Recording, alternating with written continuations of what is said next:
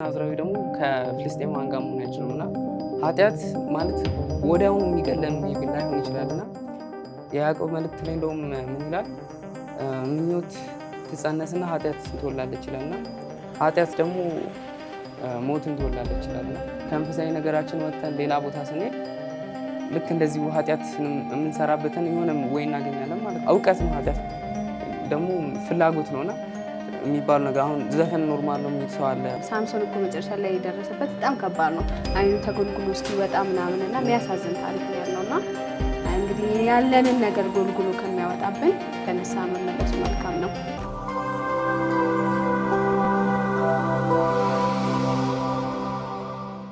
ሰላም ጤና ይስጥልን ውድ የጽምቱ ተከታታዮች እንዴት አረፈዳችሁ? ዛሬም እንደተለመደ አዲስ ልጅ ይዤላችሁ መጥቻለሁ። ቆንጆ ቆይታ ኖረናል። እስከ ፕሮግራሙ ፍጻሜ እንድትከታተሉ እንጋብዛችኋለሁ። ቤተሰብ ያልሆናችሁ ከታች ያለውን ሊንክ ሰብስክራይብ በማድረግ እንድትቀላቀሉ እንጠይቃችኋለሁ። እንግዳዬን ላስተዋውቃችሁ። እንዴት ነህ? እግዚአብሔር ይመስገን። ሰላም ነው? አለሁ እግዚአብሔር። እንኳን ደህና መጣ። እንኳን ደህና ቆየሽኝ። እስኪ ለተመልካቾቻችን ራስን አስተዋውቅ። እሺ፣ ስሜ አቤኔዘር ታምራት እባላለሁ። ከቦሌ ኮሚኒቲ ትምህርት ቤት የመጣሁት። ቸርቼ ደግሞ ገርጂ ሙሉ ወንጌል ነው። ኦኬ፣ እንዴት ናቸው ገርጂ ሙሉ ወንጌሎች? አሪፍ ነው፣ በጣም አሪፍ ቸርች ነው። ኦኬ፣ እንዴት ነው ቲኔጅ አያያዝ ላይ? አሪፍ ነው፣ እሳተፋለሁ። በቲኔጅ ተሳትፎ አደርጋለሁ። ኦኬ፣ ቸርች አቴንድ ከሚያደርጉት ውስጥ ነው ማለት ነው? አዎ እገኛለሁ። ደስ ይላል። ምን አለ መሰለህ አንዳንድ ልጆች ቸርች አይመጡም፣ ስፔሻሊ የእሑድ ፕሮግራም አይካፈሉም እና ይሄ ነገር ያሳስባል። ነገ ቸርቿ ባዶ ትቀራለች፣ የተተኪ ይኖራል የሚለው ቸርች አቴንድ ማድረግ ምን ጥቅም አለው ብለህ ታስባለህ? ያው ቸርች አቴንድ ማድረግ አንደኛ ለመንፈሳዊ እድገት በጣም አስፈላጊ የሆነ ነገር ነው። በቸርች በምንካፈለው ነገር ህይወታችን ይሰራል፣ እድገት እናገኛለን። ከፊታችን የሚመጡ ነገሮችን ለመቋቋም በቸርች መገኘት አለብን። ከዛ መማር ይጠበቅብናል። በጣም አሪፍ። ትክክል። አንድ ፕሮቴክት የምንደረግበት ስፍራ ነው ቸርች እና በዚያው መጽሐፍ ቅዱስም ያዛል ህብረት እንድናደርግ ህብረት ማድረግ እንዳለብን እና እንግዲህ በጣም መልካም ነው። የምናድግበትም ስፍራ ስለሆነ ህብረት መካፈል አለብን። ትምህርት ቤትስ እንዴት ነው? ጓደኞች አሉ?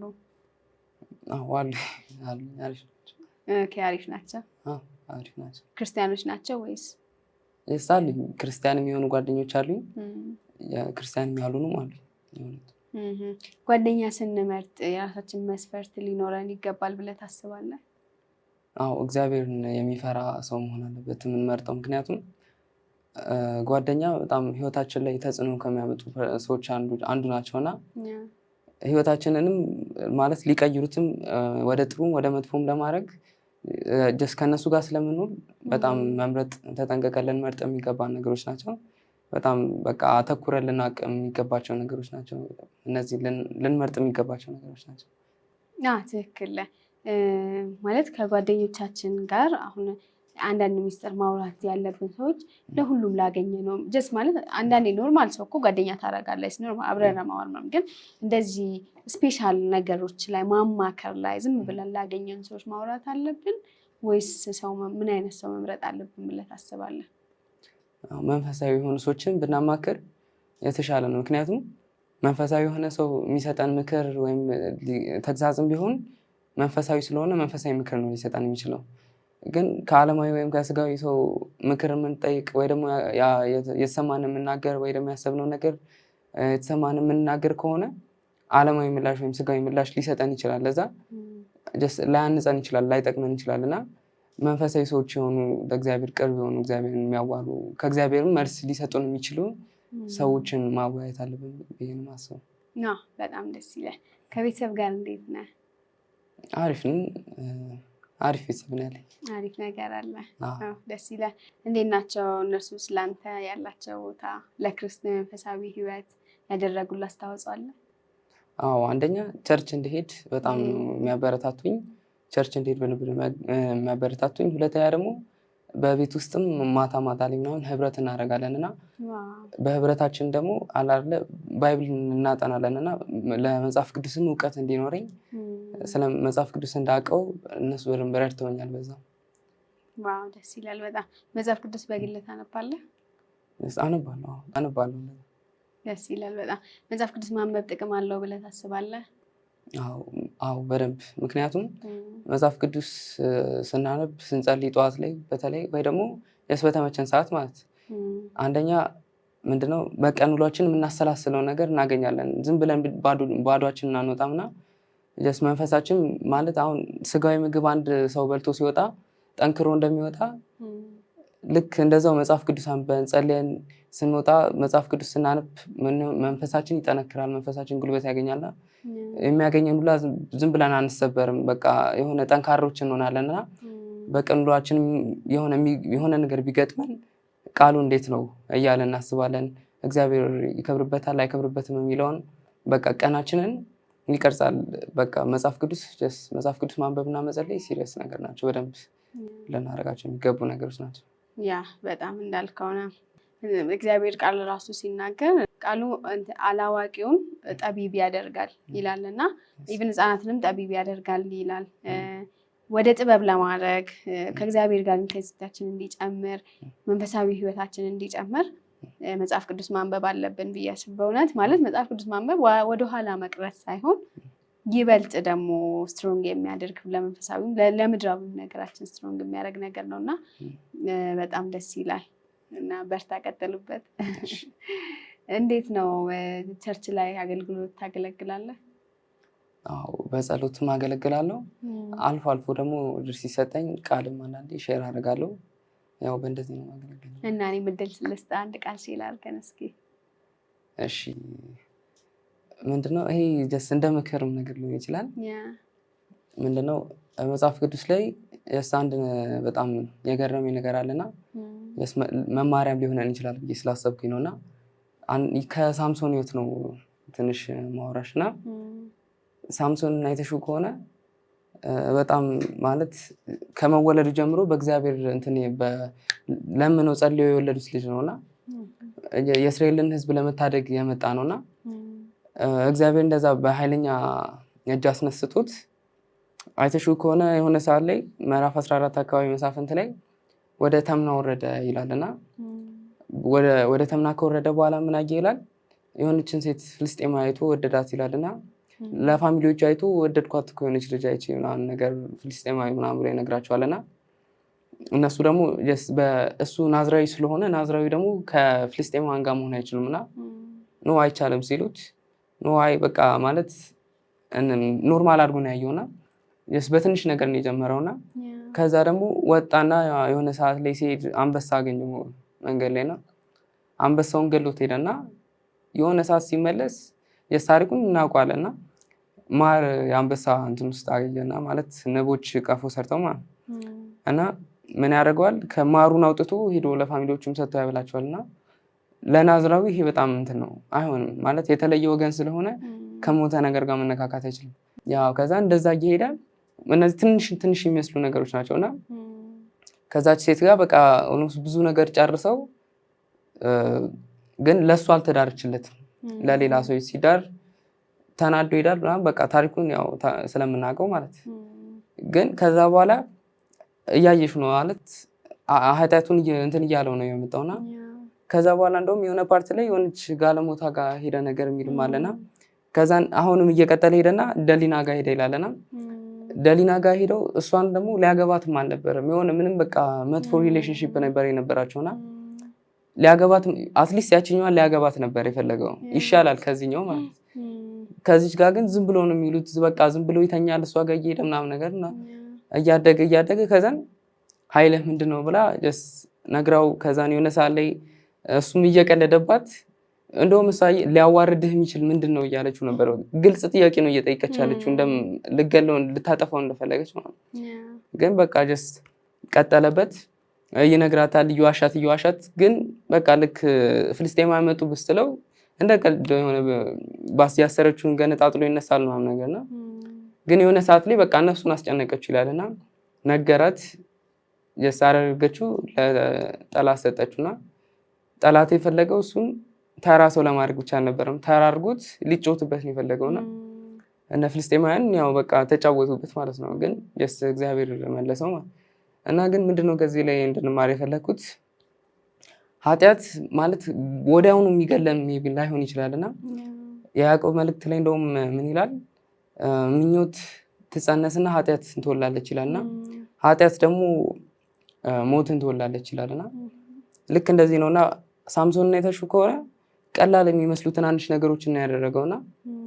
ልክ እንደዛው እኛም አሁን መጀመሪያ ተምና ወረዳ አይደለም የሚለው ልክ እንደዛው ሜቢ እኛም ከማይሆኑ ሰዎች ጋር በመሆን ቁጥር ወደማይሆኑ ከመንፈሳዊ ነገር እያስጠላን ምናምን ወተን ከመንፈሳዊ ነገራችን ወተን ሌላ ቦታ ስንሄድ ልክ እንደዚሁ ኃጢአትን የምንሰራበትን የሆነ ወይ እናገኛለን ማለት ከዛን ወደዛ እውቀት ነው ኃጢአት ደግሞ ፍላጎት ነውና ይሄ እያደገ ይመጣና ልክ ሳምሶንን እያደገ ደረጃውን እየጨመረ መጨረሻ ላይ ልክ እንዳጠፋው እንደውም ሳምሶን ነግሬሽ የለን በጣም የገረመኝ የሆነ ሰዓት ላይ እየቀለደባት ማለት የማይሆን ነገር እየነገራት ብድግ ያለ እንትን ሲል ነበርና ምናልባት መተን ምናምን ጸልየን እኮ የሆነ ሰዓት በማይሆን ነገር ተይዘን ምናምን ቢሆን በቃ ሜቢ ተነስተን እንትን ልንል እንችላለን በኢየሱስ ምናምን ብለን ጸልየን በቃ ዛሬ ጨርሻለሁ ምናምን ብለን ከዛ ግን አሁንም መልሰን በዛ ህይወት የምንመላለስ ከሆነ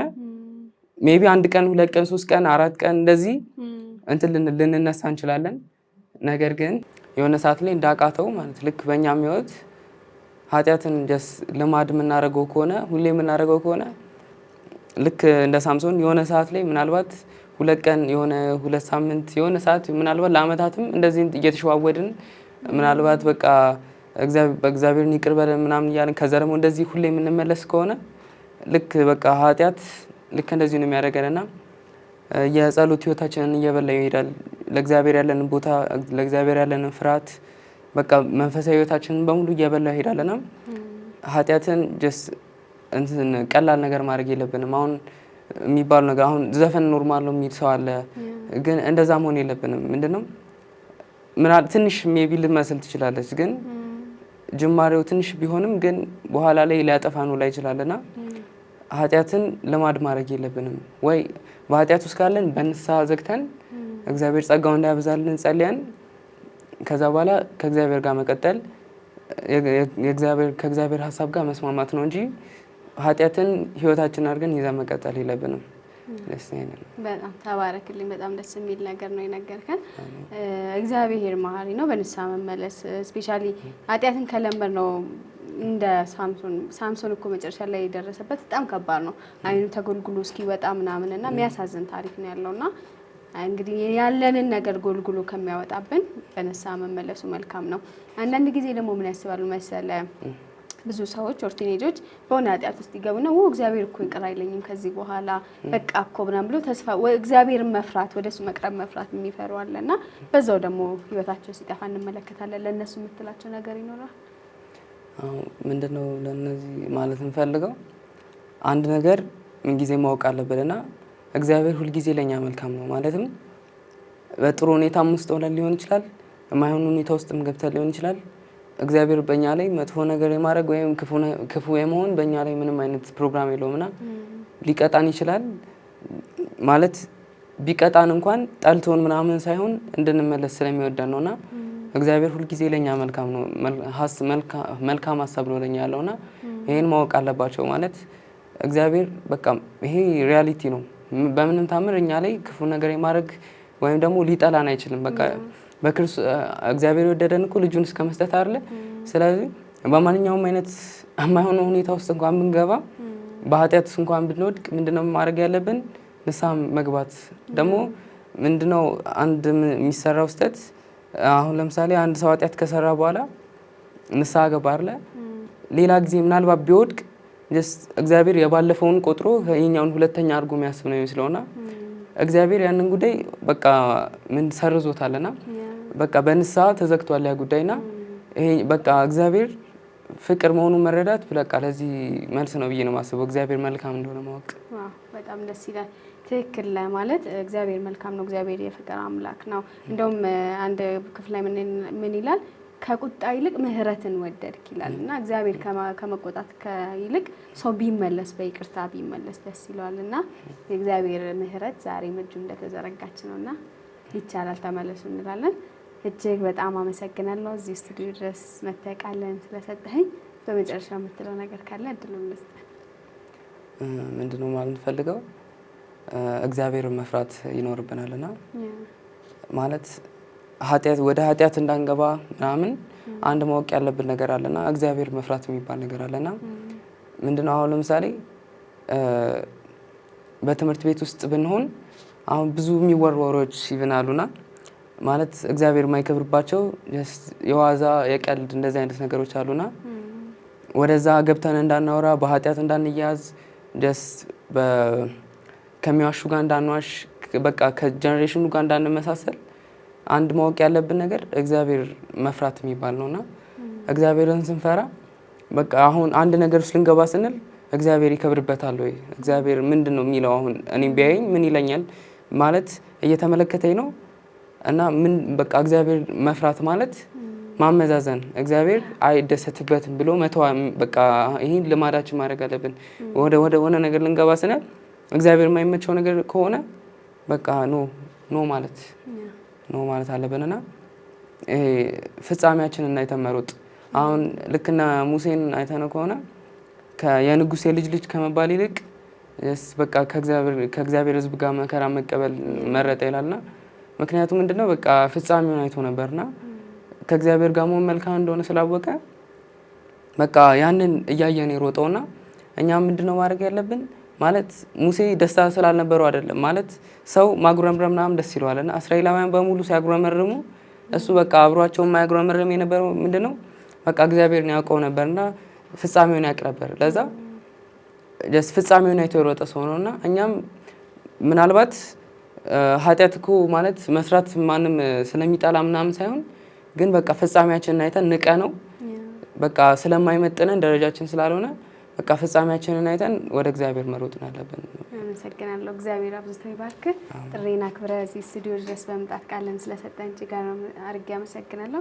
እንዲሁም ገርጂ ሙሉ ወንጌሎች ስለ አብሮነታችሁ እግዚአብሔር ይባርካችሁ ማለት እፈልጋለሁ። ውድ ተመልካቾቻችን ለዛሬ የነበረን ፕሮግራም ይህንን ይመስላል። ሀሳብ አስተያየታችሁን ኮሜንቱ ላይ ጻፉልን። ቤተሰብ ያልሆናችሁ ሰብስክራይብ በማድረግ እንድትቀላቀሉ ጋብዛችኋለሁ። በሌላ እንግዳ በሌላ ፕሮግራም እስክንገናኝ ተባረኩ።